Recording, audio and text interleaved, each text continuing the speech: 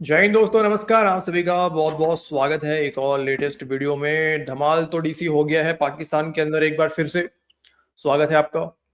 और thank you Jain. जैसा कि हम सब जानते हैं दोस्तों कि पता नहीं ये जाफर एक्सप्रेस से क्या परेशानी है। पाकिस्तानी फौजी बार बार यार वहीं से सीधे टिकट, वो जाफर एक्सप्रेस यार पता नहीं चलता कहाँ से कहाँ तक का है। क्वेटा तक तो जाता है, पता नहीं किधर किधर तक जाता है, कहाँ से आता है। लेकिन यार वो 72 का टिकट तो लेकिन जरूर दे रहा है भाई सभी पाकिस्तानी फौजियों को, ये बात तो मानना पड़ेगा। वही सर, सुनने में ये भी आया कि जाफर एक्सप्रेस का नाम चेंज किया जा रहा है, उसका नाम यही लिखा जा रहा है कि 72H ticket to 72H। Ticket to 72H। हाँ, वो लगता तो ऐसे ही है भाई साहब। यार ये सब कुछ करके देख लिया, सुनने मिला था कि जाफर एक्सप्रेस के ऊपर मशीन गन लगा दिया इन लोगों ने, ऐसी भी खबरें आ रही थी। ठीक है। और उसके बावजूद हाँ, अरे सुनने मिलता था सर कि बोगियों के ऊपर में सर ऊपर मशीन गन लगा रखा, लगा के सुनने में ये सिक्योरिटी भी दे। आया, साइन साइन भी लगाई थी सर, साइन 1 2 3 सब साइन भी सब लगा अच्छा, दिए। साइन भी लगा दी थी। हाँ। अच्छा, लेकिन एक बात है, इसके अंदर में जितने भी पाकिस्तानी ऑफिसर है ना वो सफर नहीं करते हैं पाकिस्तानी फौज के, वो सबके सब फ्लाइट से जाते हैं अगर उनको यहाँ से मूव करना होता है। Yes yes. वो ट्रेन से नहीं आते सर। हाँ, उनको नहीं चाहिए 72H, उनको नहीं चाहिए, वो फ्लाइट से आते हैं। तो लाल दोस्तों टोपी है, अरे सर जैसे लाल टोपी है लाल ऐसे ही समय है। लाल टोपी जाता है जाफर एक्सप्रेस से। अरे नहीं, लाल टोपी बोलता तो है मैं क्यों लड़ूं, मैं तो पाकिस्तानी फौज का दूरबीन का काम करता वो हूँ, मैं क्यों फ्लाइट लड़ूं। से फ्लाइट वो तो पता है ना फ्लाइट में सफर करता लाल टोपी फ्लाइट में सफर करता होगा। हाँ। तो दोस्तों जाफर एक्सप्रेस खबर यही है, जैसा कि आप सब सुन चुके होंगे, जाफर एक्सप्रेस बन चुका है तबला एक्सप्रेस। अब चलो ये तो कोई नई बात है नहीं, ये तो चलता रहता है आजकल पाकिस्तान में, जाफर एक्सप्रेस में कॉमन हो गया है।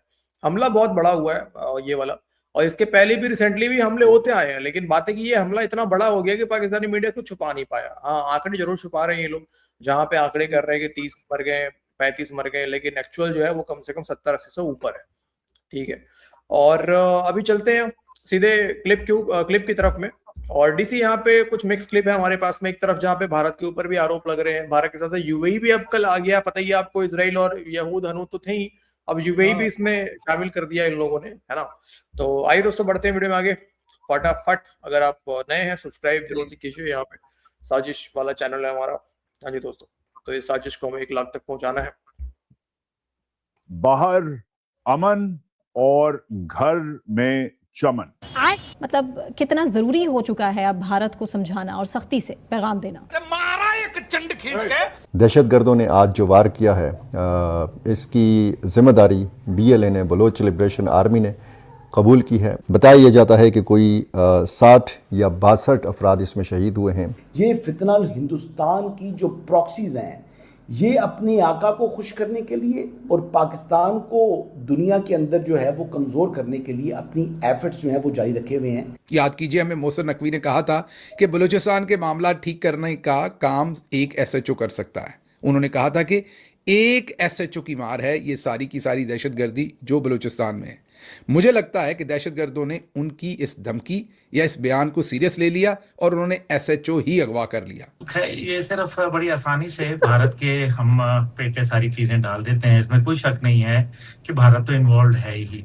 लेकिन दूसरी जानिब आप ये क्यों भूल जाते हैं कि अब गवादर पोर्ट अपने अरूज के ऊपर जाने वाला है और एक पाकिस्तान जो एक एनर्जी सिटी का कयाम है, और वो भी पाकिस्तान मैरीटाइम एनर्जी सिटी, जो कि एक नया पोर्ट बनाने चली है। एक ऐसा सिलसिला जहां सऊदी अरब और कुवैत अपने तकरीबन 17 मिलियन बैरल ऑयल को other than Saudi Arab and Kuwait, वो पाकिस्तान को एक स्ट्रेटेजिक रिजर्व के तौर पर वहां रखेंगे, जिसको कभी भी किसी बंदिश या जंग की सूरत में पाकिस्तान इस्तेमाल कर पाएगा। देख रहे हो कैसे लगा रहे हैं डीसी, जैसे जैसे ही इनको पता चला कि भारत ने यूएई के साथ में कर लिया है डील 30 मिलियन बैरल वाला, तुरंत आ गए, ना आए ना वाए, कुछ पता नहीं, इधर उधर की बातें। देखें जी, हम भी $17 मिलियन हमारे पास भी रहेगा, 17 मिलियन बैरल सॉरी हमारे पास भी रहेगा, सऊदी बना के देगा, मतलब सब कुछ इनको भीख में मिलेगा। अरे वो सब कुछ। अरे सर वो पाकिस्तान देखो, वो हमें भीख लगता है ना यार, हम लोगों को, हम मतलब हम गरीबों को लगता है सर वो भीख है, लेकिन पाकिस्तानियों को नहीं लगता। तरक्की है पाकिस्तानी उनके क्या लिए। समझते हैं कि दुनिया पे सारा हक हमारा है, सारी दुनिया का हमारा है। बात समझो नहीं, सर। वो तो क्लेम तो करते हैं पाकिस्तानी, जापान हमने बनाया और दुबई हमने बनाया, अमेरिका हमने बनाया, हाँ, तो पूरी दुनिया जर्मनी पे को हमने खड़ा पाकिस्तानियों का किया। हक है, ये समझते हैं ये लोग। हमें चीन को भीख लग तरक्की रहा का ब्लूप्रिंट चीन को तरक्की का ब्लूप्रिंट भी हमने ही दिया, पाकिस्तानी कहते तो हैं, बात तो सही है। हाँ, उससे बहुत सारे और कुछ ममालिक हैं जिनके पोर्ट्स उनको तकलीफ होगी। आप ये देखिए कि जब तक के गल्फ के अंदर जंग चल रही थी तब तक बलूचिस्तान में सुकून था। जैसे ही गल्फ के अंदर जंग की जरा कमजोरी हुई तो उसके बाद आपने देख लिया कि पाकिस्तान में एक दफा फिर बलूचिस्तान खासतौर पर और साथ ही साथ केपी दोबारा टारगेट के ऊपर है। अभी तक मेरा ख्याल है गवादर यूनिवर्सिटी के जो वाइस चांसलर साहब थे वो अभी तक, और उनके साथ उनके प्रो वाइस चांसलर भी थे और भी लोग उनकी यूनिवर्सिटी से थे, उनको अगवा किया हुआ है और अभी तक उसके बारे में कुछ मालूम नहीं। इसी तरह कल की खबर थी कि कोयटा एयरपोर्ट से जो सिक्योरिटी के मैनेजर थे या डिप्टी डायरेक्टर थे, सिक्योरिटी के मामलात एयरपोर्ट की सिक्योरिटी से रिलेटेड, उनको भी अगवा कर लिया गया है। ऐसे ही और हर दूसरे दिन हमारे पास ऐसी ही इंफॉर्मेशन होती है। 4 ट्रक जो हैं कोयले के ज़ियारत में वो जला दिए गए और वहाँ से एसएचओ को भी अगवा कर लिया गया। अब मुझे नहीं पता कि ये वही वाला एसएचओ है जो अगवा हो गया, जिसकी मार है ये सब कुछ, या वो कोई और एसएचओ है जो अभी हमने वहाँ भेजना है। पिप्स एक इदारा है राना। एक बात बताऊं डीसी, एसएचओ को अगवा कर लिया, मुझे क्या लगता है यार, ये अगवा करके कोई फायदा है नहीं। देखो एक बात मैं बोलना चाहूंगा, जो भी ये काम अगवा कर रहे हैं।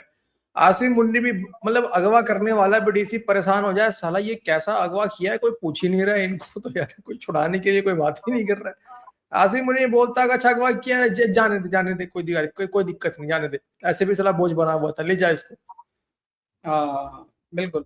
नहीं, दूसरी तरफ ये हामिद क्या ना अब्दुल्ला गुल ये क्वेश्चन कर रहा था ना कि भाई पहले तो सब कुछ भी मतलब शांत था बलूचिस्तान के अंदर, जब ये पीस वीस करवा रहे थे लेकिन अभी एक साथ धमाके शुरू हो गए। तो ये सोचो ना पाकिस्तानी, इस चीज को सोचो गहराई से कि ऐसा कैसे हो सकता है भाई। आसिम मुनीर व्यस्त था, आसिम मुनीर को फुर्सत नहीं मिल रही थी सर, हमला इधर वही करवाने मैं का, कह रहा हूँ ना, वही तो मैं समझा रहा हूँ भटकाने के लिए। पाकिस्तानियों को। कोई अगर कोई पाकिस्तानी देख रहा है तो भाई पाकिस्तानी गहराई से सोचो कि ऐसा क्यों गहरा हो रहा है।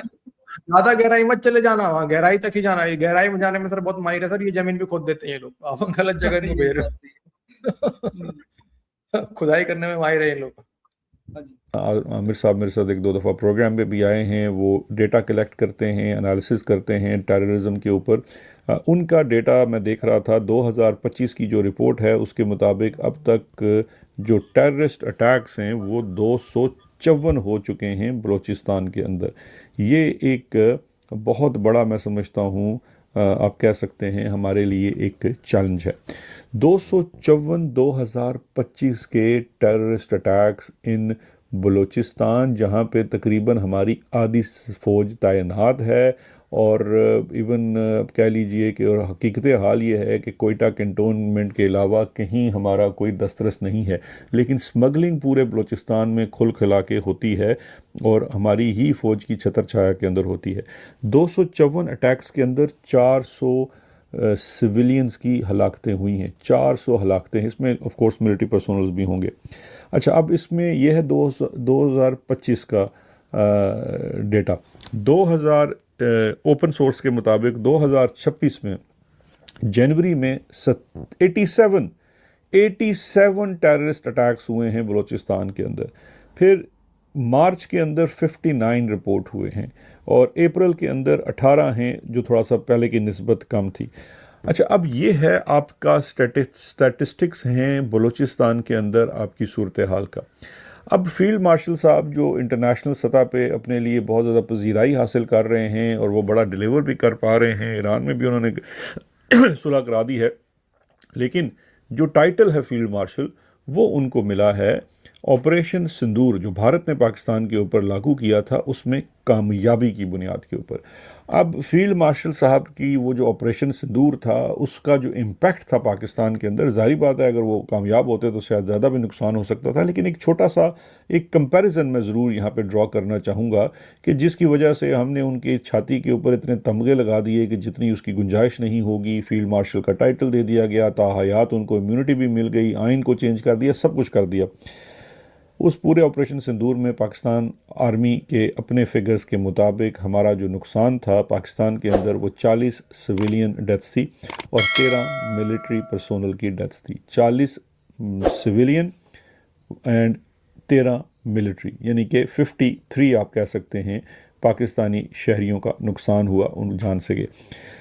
अब बलूचिस्तान के अंदर 400 से ज़्यादा शहादतें, 254 टेररिस्ट अटैक्स एक साल के अंदर, और अभी तक का जो फिगर है अगर मैं इसको जल्दी से कैलकुलेट करूं तो 125 फिगर हो चुका है सिर्फ पिछले 4 महीनों में बलूचिस्तान के अंदर टेररिस्ट अटैक्स का, जहां पे हमारी फ़ौज, हमारी intelligence, MI, military intelligence, ISI, IB, बाकी इदारे पूरी तरीके से फेल हो चुके हैं इन टेररिस्ट अटैक्स को रोकने के लिए।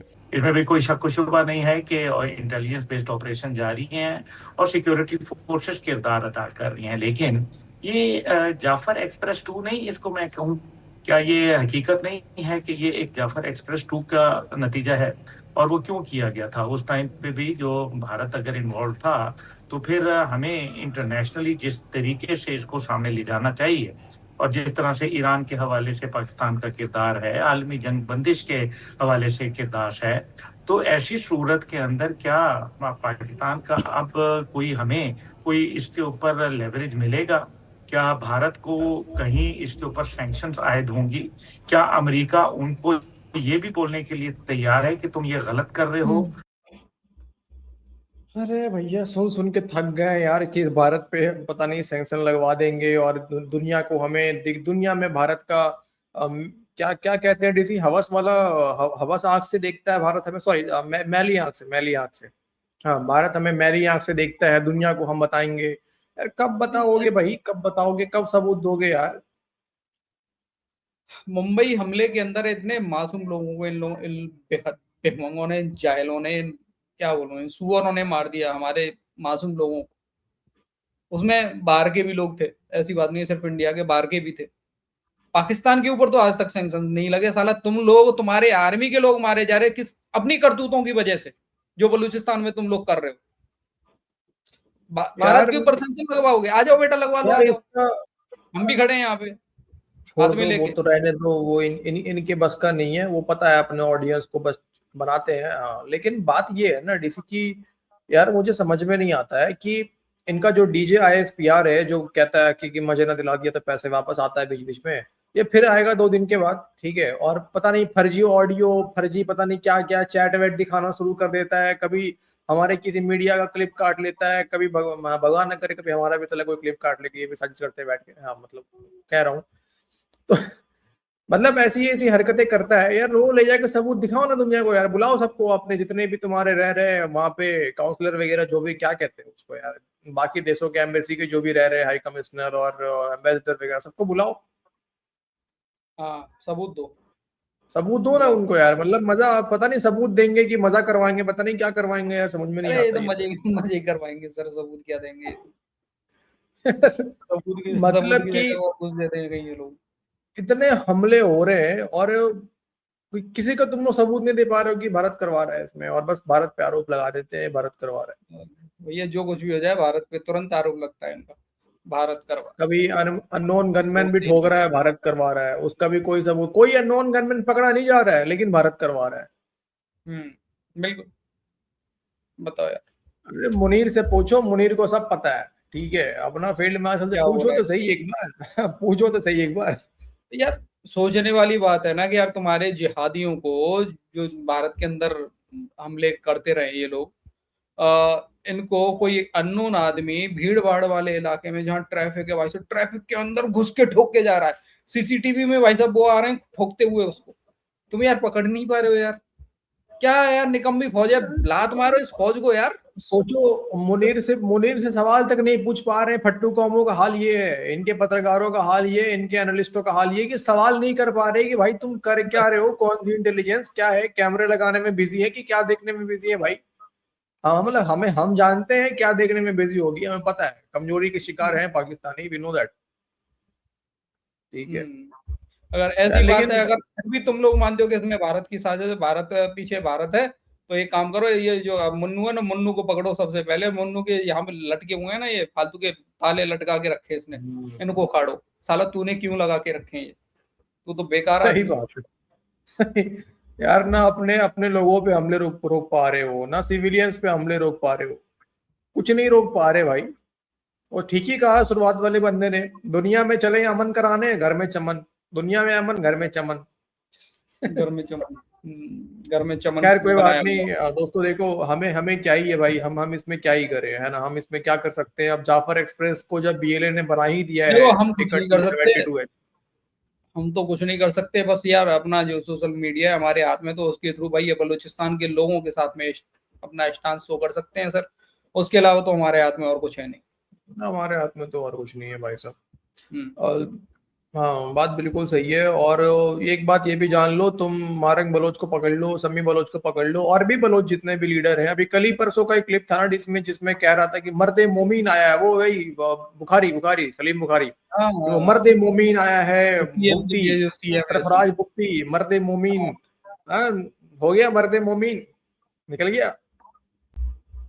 बैठाओ उसको भी जाफर एक्सप्रेस में, बैठा दो, सही बात। ओके चलो दोस्तों, तो मिलते हैं आपसे अगले वीडियो में। आप क्या सोचते हैं कमेंट कीजिए, और वीडियो को अंत तक देखने के लिए आप सभी का बहुत बहुत धन्यवाद। जय हिंद। जय हिंद भाई लोग।